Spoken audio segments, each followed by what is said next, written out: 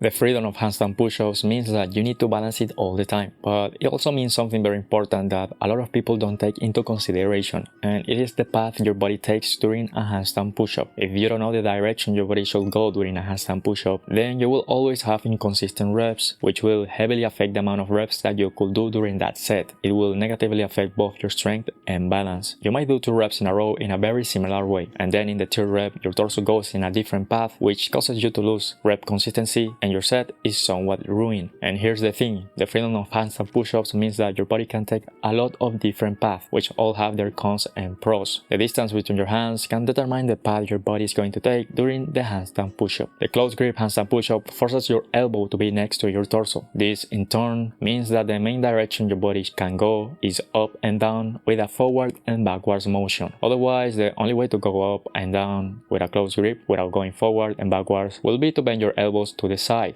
which will make it more like a handstand tricep extension. In comparison, a wide grip handstand push-up limits the forward and backwards range of motion, which makes the torso path a more linear up and down motion. You can see a similar pattern in the wide grip and close grip pike push-ups, and the wide and close grip pull-up.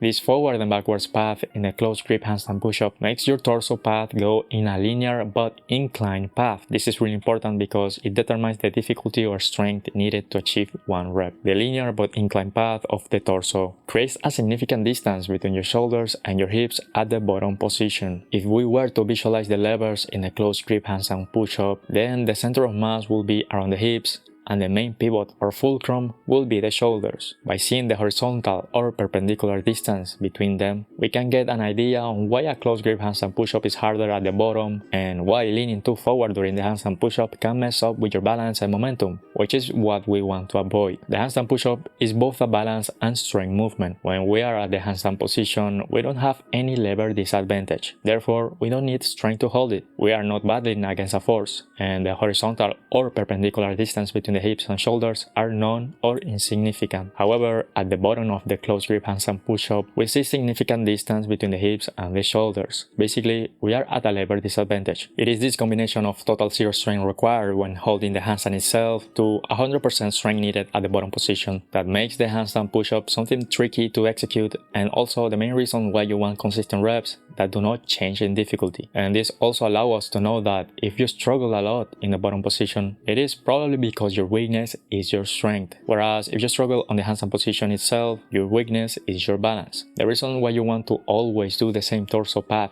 during the handstand push-up is because a deviation of the path will force you to lean too much than expected. Now, what if you lean forward too much without intending to? The distance between your shoulders and hips will increase, making the bottom significantly harder, forcing you to use more strength than in previous reps, and that strength will transfer to the handstand position without you expecting it. You will very likely lose balance because you couldn't predict the exact strength, and when you get close to the handstand position, it will be too late to balance. If you want a good set of handstand push-ups, you need predictability, and to make sure the handstand push-up is predictable, you must make the torso path or body path consistent. In other words, you must always know and have an intention in the direction you want to go in a handstand push-up. And a reason why you need intention of direction is because, as I said in the beginning of the video, there are multiple directions you can do in a handstand push-up. Going back to the wide grip handstand push-up, when you see the torso path, it barely goes forward and backwards, and it goes in a more vertical linear path. When we compare the levers of both wide and close grip handstand push-ups at the starting and bottom position, we can conclude that wide grip handstand push-ups don't have such an abrupt change in difficulty during the range of motion compared to close grip, and the lever disadvantage is greater in the close grip bottom position. Because the torso path is linear, you could say that the handstand position itself is more strength-based because you are already at a somewhat lever disadvantage at the beginning. Basically, you are leaning a little bit on the really wide handstand position. You can even transform the torso path of the close grip handstand push-up into a linear up and down path, taking away the forward and backwards motion by simply leaning forward in a handstand position. By doing this variation, you are basically taking away the balance aspect of the handstand push-up because you are at a consistent lever disadvantage. As you can see, the distance of the hips and shoulders do not change during the range of motion. There are some guys that can do planche but not handstand or handstand push-ups, and it is common that their handstand push-ups will look like this one. Basically, since they do not know how to balance, they default to strength. Now Now you must ask yourself, what is the handstand push-up that you are pursuing? Because even if they are different, the wide grip, the close grip, and the close grip linear path are still handstand push-ups. I will say that a good test that you can do right now is to go to a pike position and try the different ways to do a handstand push-up, but in a pike position. The wide grip, the close grip, and the leaning variation can be done in a pike position, and when you do them, everything in this video will make sense, even if you don't know how to do a handstand. I personally like a grip that is slightly wider than shoulder width. It reduces the significant forward and backwards motion, but it still keeps it, and it simply feels better than any other variation, at least to me. Choose the path that you want to follow in a handstand push-up and commit to it. Make sure that you have an intention of direction. It can be a straight up and down path or forward and backwards path. After choosing the path, it becomes a matter of following the path. The simplest way to know if you are following the path that you desire is through your vision. If you watch the floor as you do the handstand push-up, you can use your hands as reference of where you are going. A straight up and down motion, such as in the wide grip, means that your hands will seem like they are not moving from your perspective, and your head will be between your hands. In comparison, a forward and backwards motion will make it seem as if every time you go forward, your hands will be behind your head. You can also use an object in the beginning to form the intention of path by simply putting an object towards the direction you want to go. You can use it as a reference if your path is inconsistent. If your torso path is set, then it will be easier to stick to it. All the reps that you do will serve as practice, and it will become easier and easier. Your reps will become more consistent, and you will not find yourself leaning too much or not as much as intended. And it is interesting how the freedom of the handstand push-up allows for the torso to move